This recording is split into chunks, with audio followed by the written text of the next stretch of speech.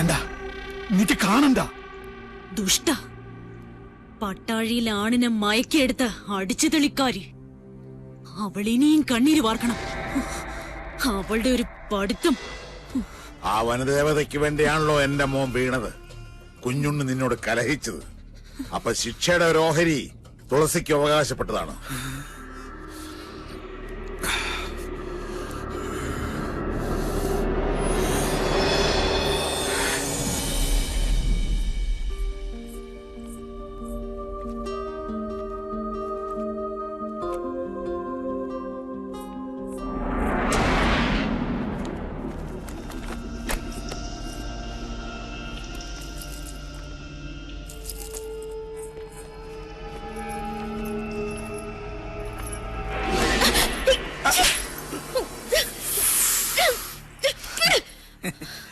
ഇലക്ഷനിൽ നീയാണല്ലേ എനിക്ക് ഒപ്പോസ്? അതെടാ, നിന്റെ തെമ്മാടി വാശി ഇവിടെ അവസാനിപ്പിക്കും.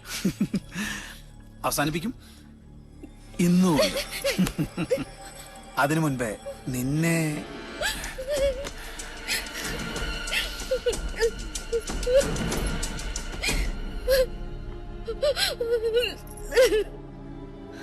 അവന് വേണ്ടി ഞാൻ മാപ്പ് ചോദിക്കാം. പോരെ? വേണ്ട, അവനോട് ചോദിക്കാൻ എനിക്ക് ആളുണ്ട്.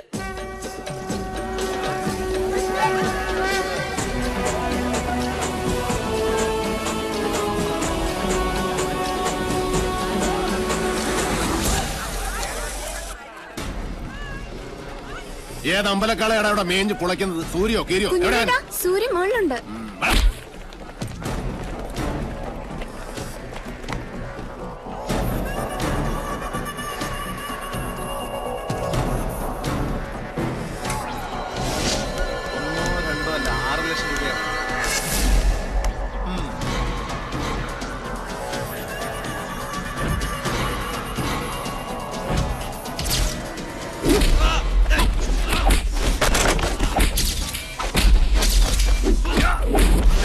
കളി നിന്റെ കമ്പനിക്കാരോട് മതി. ഇത് റേഞ്ച് വേറെ മോനെ. എന്താ തുടങ്ങി കുഞ്ഞിലോട്ട്?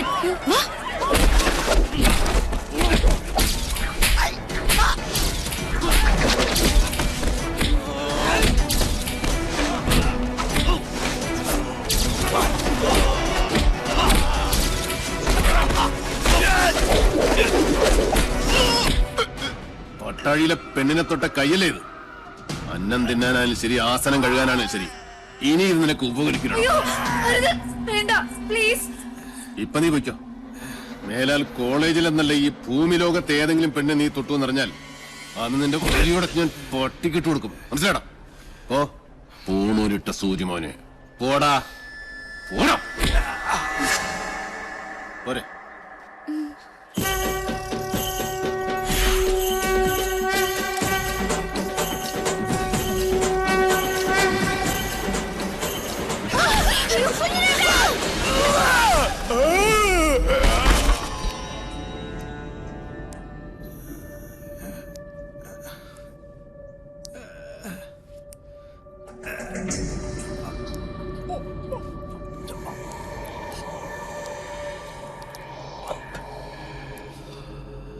ശുഭമസ്തു. തൃക്കാരമണ്ണ ദുർഗയുടെ മുന്നിൽ ഏട്ടൻ നിനക്ക് വേണ്ടി നടത്തിയ രക്തഗുരുസിയുടെ പ്രസാദ. ആരാ കർമ്മം ചെയ്യുന്നറിയോ? സാക്ഷാൽ പട്ടാഴി മാധവൻ നമ്പൂതിരി. അവന്റെ അനിയന്റെ ജീവന ഞാൻ ദേവിയോട് ചോദിച്ചതെന്ന് പാവം പുറപ്പെടാ ശാന്തി ഇതുവരെ അറിഞ്ഞിട്ടില്ല. പ്രസാദം തരുമ്പോൾ 2 കൈയും വെച്ച് അനുഗ്രഹിച്ചു. ഇച്ഛ പോലെ എല്ലാം നടക്കട്ടെ എന്ന്. മാധവന്റെ നാക്ക് പൊന്നാവട്ടെ. ഏട്ടൻ സാത്വികനാച്ച, അനിയൻ നാസ്തികനാ. ഗിരി, ഒരിക്കൽ കൂടി ആ കുഞ്ഞുണ്ണിയെ ഈ ചെമ്പ്രയിലെത്തിക്കണം. നടക്കുവോ? അത്താണിക്കും മയിൽക്കുറ്റിക്കും മാത്രമല്ല, ഭൂമിദേവിക്ക് വരെ വില പറയുന്ന അവന്റെ ആർത്തി അത് അവസാനിക്കാത്തടത്തോളം നെല്ലൂർ മന കാണിച്ചു വിളിച്ചാൽ പട്ടിയെ പോലവും വരും. നിന്നെ അവനിപ്പോഴും സംശയമൊന്നും ഇല്ലാലോ? എന്നെയോ? ബെസ്റ്റ് ആക്ടറല്ലേ എടുത്തി? ഒന്നല്ല 3 തവണയാ യൂത്ത് ഫെസ്റ്റിവൽ പ്രൈസ് മേടിച്ചത്. മറന്നുപോയോ? ഈ മണിയൻകോട്ട് ഗിരിയല്ല, ആ എടപ്പാൾ ഗിരീശൻ. രണ്ടും രണ്ടാ. സംഭവങ്ങൾ നടക്കുമ്പോൾ ഗിരീഷൻ ബാംഗ്ലൂരിലായിരുന്നല്ലോ. അതുകൊണ്ട് പട്ടാഴിക്കാർക്ക് എന്റെ മുഖം പരിചയമില്ല. കൊല്ലാൻ നിങ്ങൾ ഒരുങ്ങിക്കോ. ഒരു വേട്ടനായെ പോലെ ഇരയെ ഓടിച്ചുകൊണ്ടിരുന്ന കാര്യം ഞാൻ ഇട്ടു. അച്ഛാ, അനുഗ്രഹിക്കണം. ശുഭമസ്തു.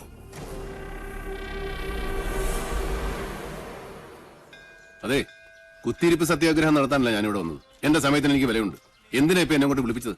ഇത്രയിടം വന്നിട്ട് സ്വന്തം ഏട്ടനെയോ കണ്ടില്ല. ദേവിയെങ്കിലും ഒന്ന് കയറി കണ്ടൂടെ? രശീത് വെച്ച് പുണ്യം വിൽക്കുന്ന ഏർപ്പാട് എനിക്ക് ഇഷ്ടമല്ല. ഏട്ടൻ എന്തെങ്കിലും പറഞ്ഞിട്ടുണ്ടെങ്കിൽ അത് പറഞ്ഞോളൂ. എനിക്ക് പോണം. മുച്ചൂട് നശിച്ച ഇല്ലങ്ങൾ വാങ്ങി തിരിച്ചും മറിച്ചും കച്ചവടം ചെയ്തെന്ന് പറയാൻ പറഞ്ഞു. ഈ ജാതകത്തിന് ഭൂമി കച്ചവടം ശരിയാവില്ല അത്ര.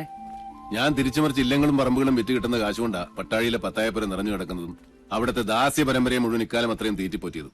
അതൊന്നും ആർക്കും അറിയണ്ടല്ലോ. നെറ്റി പേർക്കുന്ന കാശുകൊണ്ട് അന്നം തേടുക, അതാ എന്റെ പോളിസി. അന്നം തന്നെ ഉന്നം. അതിനുവേണ്ടി എന്തും ചെയ്യും. കേട്ടില്ലേ? ഈശ്വരൻ നിൽക്കാത്തതേ പറയൂ, പ്രവർത്തിക്കൂ.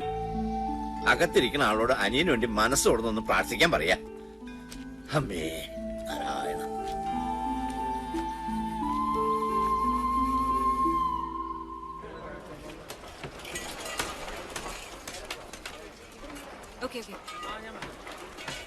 സർ, കൊച്ചിയിൽ നിന്ന് കാസിനോ ജോയ് മനയുടെ കാര്യം എന്തായെന്ന് വിളിച്ചു ചോദിച്ചു.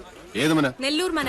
നമസ്കാരം സാറേ, ഇത് ഞാനാ ഉണ്ണി സാറ്. എന്നോട് ക്ഷമിക്കണം, നിങ്ങൾ പറഞ്ഞ സമയത്ത് എനിക്ക് അവിടെ എത്തിപ്പെടാൻ പറ്റിയില്ല. കഴിഞ്ഞ ആഴ്ച മുഴുവൻ അട്ടപ്പാടിയിലായിരുന്നേ. ഒരു ഇഞ്ചിത്തോട്ടത്തിന്റെ കച്ചവടം ഉണ്ടായിരുന്നു. എന്റെ ആക്രാന്തം കൊണ്ടാവും കാര്യം അങ്ങോട്ട് നടന്നില്ല. അഖിലാണ്ട കോടി ബ്രഹ്മാണ്ട നായകനാണ് സത്യം. ഇങ്ങളാ മന വാങ്ങിച്ചില്ലെങ്കിൽ എന്റെ കുടുംബം കഷ്ടത്തിലാവൂട്ടോ. നീ ആരാ? ആര്? തൃപ്രയർപ്പനോ? അയ്യോ, എടപ്പാൾ ഗിരീശൻ, മൂന്നാമൻ, ദല്ലാൾ. നീയൊക്കെ ആരാന്ന് നിന്റെയൊക്കെ വിചാരം? അയ്യോ, ഞാനൊരു പാവം. നെല്ലൂർ മനയിലെ ഏത് കാരണവരോടാണ് നിങ്ങൾ അത് വിൽക്കാൻ സമ്മതമായത്? വെറുതെ എന്റെ റേഞ്ചിലൊക്കെ വരല്ലേ ഗിരീശ. ഞാൻ പരിധി വിട്ടാ നിന്റെയൊക്കെ സിഗ്നല് പോകും കേട്ടോ. മൂന്നാം മാ എവിടെ? നെല്ലൂർ മനയുടെ പ്രമാണം. എന്താ? അവിടെ പാമ്പ്. പാമ്പോ? എവിടെ? അയ്യോ, അപ്പുറത്ത് മുറ്റത്ത് സർ. നിന്റെ ആദിശേഷാ. നായിന്റെ മോനെ, നിന്റെ തല എപ്പോഴേ പാമ്പിന്റെ വായി കേറി കഴിഞ്ഞിരിക്കുന്നു. കരിനീലിച്ച് കിടക്കാൻ സമയമായടാ നിനക്ക്.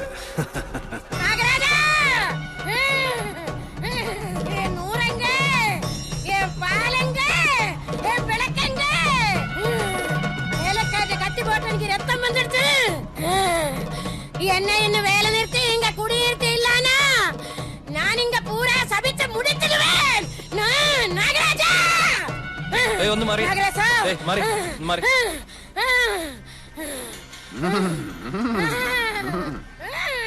രക്തം പൊടിഞ്ഞോ? എന്നെ കളിയാക്കാണോ? അനുഭവിക്കുന്നേ. പണ്ട് മുതലുള്ള നാട്ടു നടപ്പ് അതല്ലേ. ചെറുമി പുല്ലരിയാൻ കാട്ടിൽ കയറുന്നു, അരിവാള് കൊണ്ട് കല്ല് പൊട്ടുന്നു, കല്ലിൽ ചോര വരുന്നു, പിന്നെ ചൈതന്യം പ്രശ്നം. ജമീലേ, നിർത്തിക്കോ നിന്റെ തുള്ളല്. കള്ളി. ജമീലയോ? പിന്നല്ലാതെ. കഴിഞ്ഞ ആഴ്ച വരെ അവള് ജമീലയായിരുന്നു. പിന്നെ മുരുകനെ കെട്ടി ശിവഗംഗയായി. അടുത്ത ആഴ്ച ഇവിടെ ആന്റണിയെ കെട്ടി കുഞ്ഞുമേരിയാവും. ഓടെ അവിടെ ഒരു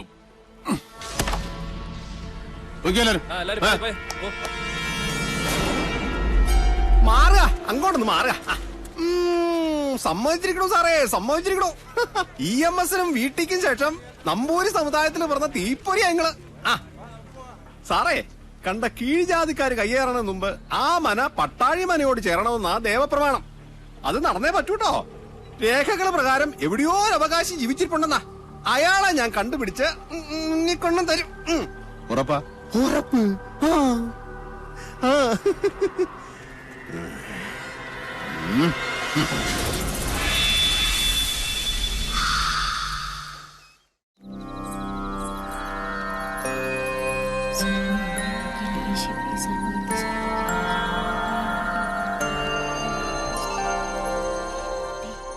അമ്മ കഥ പറയുന്നുണ്ടോ ഇല്ലേ?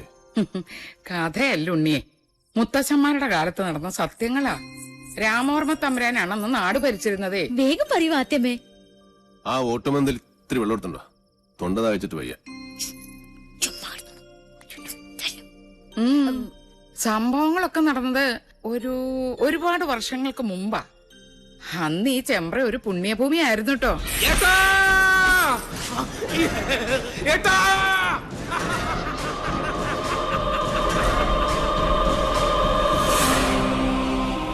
വേദവും മന്ത്രവും ഉരുക്കഴിക്കുന്ന പവിത്രഭൂമിയെ രണ്ടായി ഭാഗിച്ചൊഴുകുന്ന ചെമ്പ്രപ്പുഴ.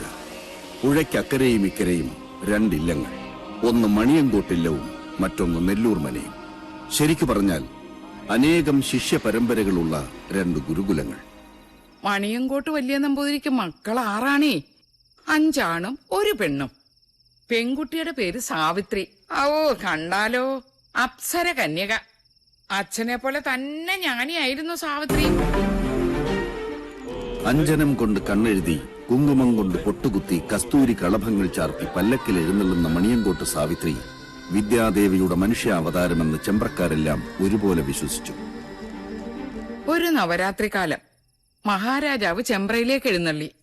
ഗുരുകുല അന്തേവാസികൾക്കുള്ള വേദപരീക്ഷയുടെ കാലായിരുന്നു അത്. എന്നിട്ട് പോകുന്നുണ്ടോ നീ?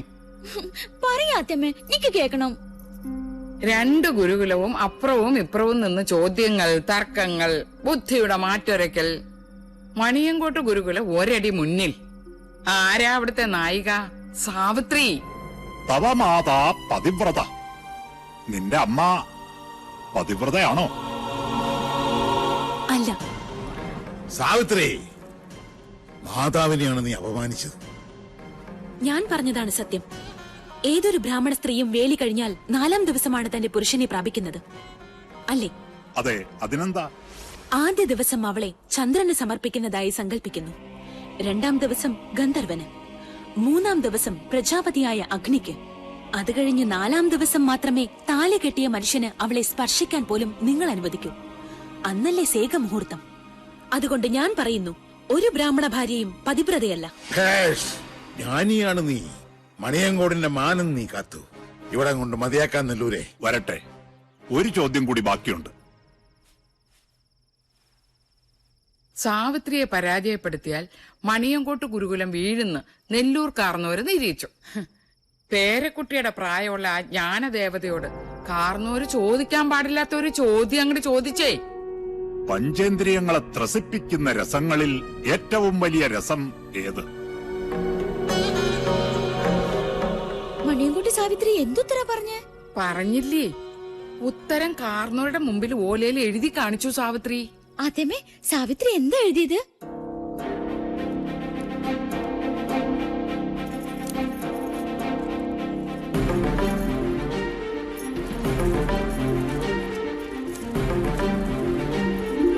കാമരസം. സ്വന്തം തലയിലെഴുത്ത സാവിത്രി തിരുത്തി എഴുതിയത്. പുരുഷനെ അറിയാത്ത കന്യക കാമരസം എന്നെഴുതിയാലുള്ള സ്ഥിതി എന്താ? കന്യകയായി നിനക്കെങ്ങനെ അതറിയാൻ കഴിഞ്ഞു എന്നായി നെല്ലൂർ കാരണവർ. എല്ലാറ്റിനും സാക്ഷിയായ നാടുവാഴി സാവിത്രിക്ക് ജാതിഭ്രഷ്ട് കൽപ്പിച്ചു. ഒടുക്കം സ്വന്തം അച്ഛന് മകളെ പടിയടച്ച് പിണ്ടം വയ്ക്കേണ്ടി വന്നു. വ്യസനം സഹിക്കവയ്യാതെ സാവിത്രിയുടെ അമ്മ പുഴയിൽ ചാടി മരിച്ചു. നാട് മുഴുവൻ ഒരഭയത്തിനായി അലഞ്ഞു നടന്നു സാവിത്രി.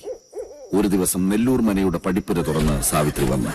തനിക്ക് ഈ ഗതി വരുത്തിയ നെല്ലൂർ കാരണവരെ മനം നൊന്ത് ശപിച്ച് സാവിത്രി മനയിലെ തുളപേക്ഷിച്ചു.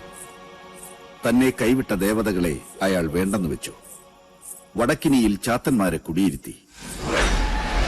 അപ്പോഴേക്കും സാവിത്രി രക്ഷസായി മാറി നാട്ടിൽ ഉപദ്രവം കാട്ടിത്തുടങ്ങി.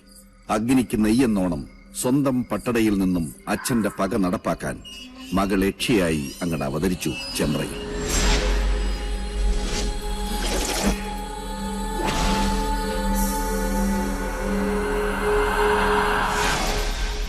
സാവിത്രിയുടെ രക്തം വീണ തന്റെ മനയിൽ അനർത്ഥങ്ങൾ പ്രതീക്ഷിച്ച നെല്ലൂർ കാരണവർ ഉളിയന്നൂർ തച്ചനെ വരുത്തി പുതിയ ഒരു എട്ടുകെട്ട് പണിയിച്ചു. പാലുകാച്ചലും സദ്യയും. ചെമ്പ്രയിൽ ഒരു ഉത്സവത്തിന്റെ ആഘോഷമായിരുന്നു അന്ന്. പക്ഷെ ആ രാത്രി പകവീട്ടലിന്റെ രാത്രി കൂടിയായിരുന്നു. സന്ധ്യാജപത്തിനു വേണ്ടി കുളിക്കാനിറങ്ങിയ നെല്ലൂർ കാരണവരെ നേറിയക്ഷിയായി വന്ന സാവിത്രി അകപ്പകയോടെ കഴുത്തിൽ കോമ്പല് താഴ്ത്തി. പിറ്റേന്ന് ചെമ്പ്രപ്പുഴയിലാണ് കാരണവരുടെ ശവം പൊന്തിയത്. നെല്ലൂർ മനയിൽ അവശേഷിച്ചിരുന്നവരെല്ലാം ജീവനും കൊണ്ട് ചെമ്പ്ര വിട്ട് ഓടിപ്പോയി.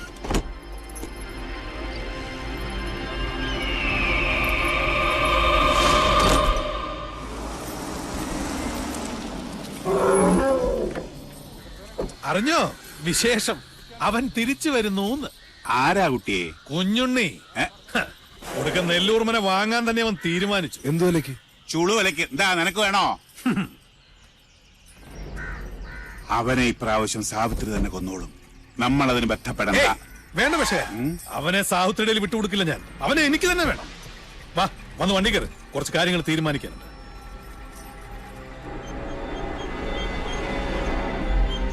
പൂർവം ഭവേൽ തിക്തമയം പുനസ്തു ജ്യേഷ്ഠോക്തി ന്യൂനം പ്രിയം ച.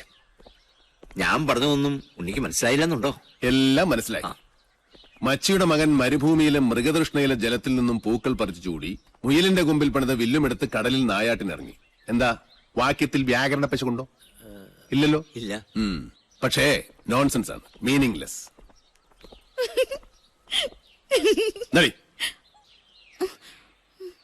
ഇതുപോലൊരു അർത്ഥമില്ലാത്ത ശ്ലോകമാണ് പിഷാരടി മാമ ഇപ്പൊ എന്നോട് ചൊല്ലിയത്. നെല്ലൂർ മന അരക്കില്ലമാണത്രേ. സംശയം വേണ്ട, അത് സത്യാണ്. യക്ഷിക്കഥകൾ പറഞ്ഞ് നാട്ടുകാരെ നശിപ്പിച്ച ഒരുപാട് മനങ്ങൾ കുഞ്ഞുണ്ണി ചുളുവിൽ വാങ്ങിച്ചിട്ടുണ്ട്. അറിയാം. അവിടെയൊക്കെ സായിപ്പന്മാര് ഡോളറുകൾ തന്ന് നല്ല ലാവിഷായിട്ട് താമസിക്കുന്നുണ്ട്. അതുപോലല്ല ഇത്. ഉണ്ണി അവിടേക്ക് പോകരുത്, പ്രത്യേകിച്ച് പട്ടാഴിന്നൊരാൾ. എന്താ പട്ടാഴിന്നൊരാൾ പോയാല് നെല്ലൂർ മന പിടിച്ച് വീഴുമോ? ഇതിനു മുമ്പ് ആരെങ്കിലും പട്ടാഴിയിൽ നിന്ന് നെല്ലൂർ മനയ്ക്ക് പോയിട്ടുണ്ടോ? എന്നോടൊന്നും ചോദിക്കരുത്. ചോദിക്കും. വാസ്തുവാചാര്യൻ പട്ടാഴി ശങ്കരൻ നമ്പൂതിരിപ്പാട് എങ്ങനെയാ മരിച്ചത്?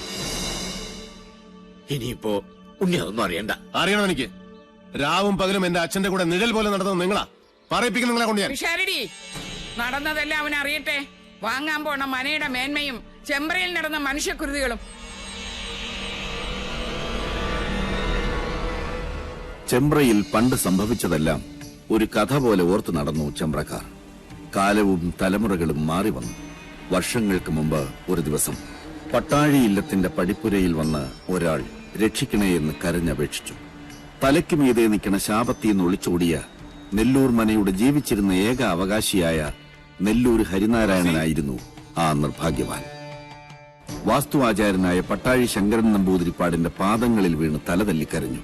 തിരുമേനി വന്ന് നെല്ലൂർ മന ശുദ്ധിയാക്കി തരണമെന്ന് അപേക്ഷിച്ചു.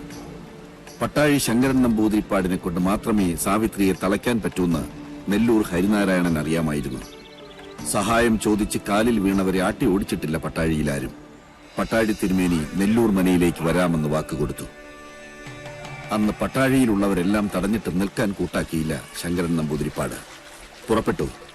അനിയനെയും സഹായി പിഷാരടിയെയും കൂട്ടി ആ ശാപഭൂമിയിലേക്ക്, നെല്ലൂർ മനയിലേക്ക്.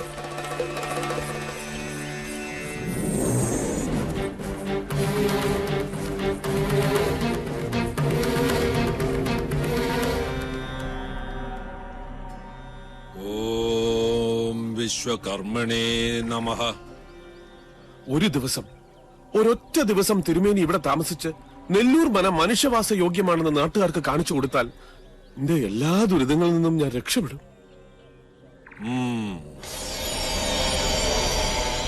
പേർഷ്യന്ന് വന്ന മഠത്തിൽ അബ്ദുള്ള മന വാങ്ങാന്ന് പറഞ്ഞിട്ടുണ്ട്. ആ പണം കൊണ്ട് ഞാൻ എന്റെ കടങ്ങളൊക്കെ വീട്ടും. ഇവളുടെ മരിച്ചുപോയ അമ്മയുടെ ആഗ്രഹം പോലെ ഇവളെ ഞാൻ പഠിപ്പിക്കും, വലിയ നിലയിലാക്കും. പിഷാരടി, അടുക്കളയിൽ ഗംഗാജലം തെളിച്ച് അഗ്നി തെളിയിക്കുക. മണിയങ്കോട്ട സാവിത്രി അറിയട്ടെ നമ്മളിവിടെ എത്തിയെന്ന്.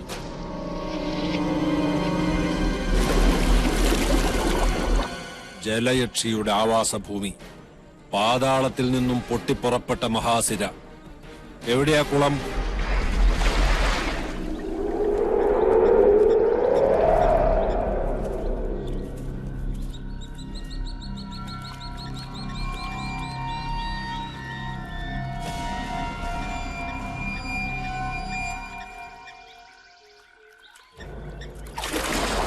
അമ്മേ ഭഗവതി കാത്തുകൊള്ളണേ.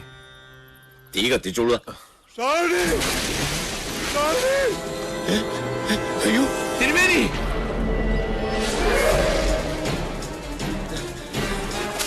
തിരുമേനി! തിരുമേനി! തിരുമേനി! ഓ അയ്യോ തിരുമേനി! തിരുമേനി! അയ്യോ ചതിച്ചോ തിരുമേനി! തിരുമേനി!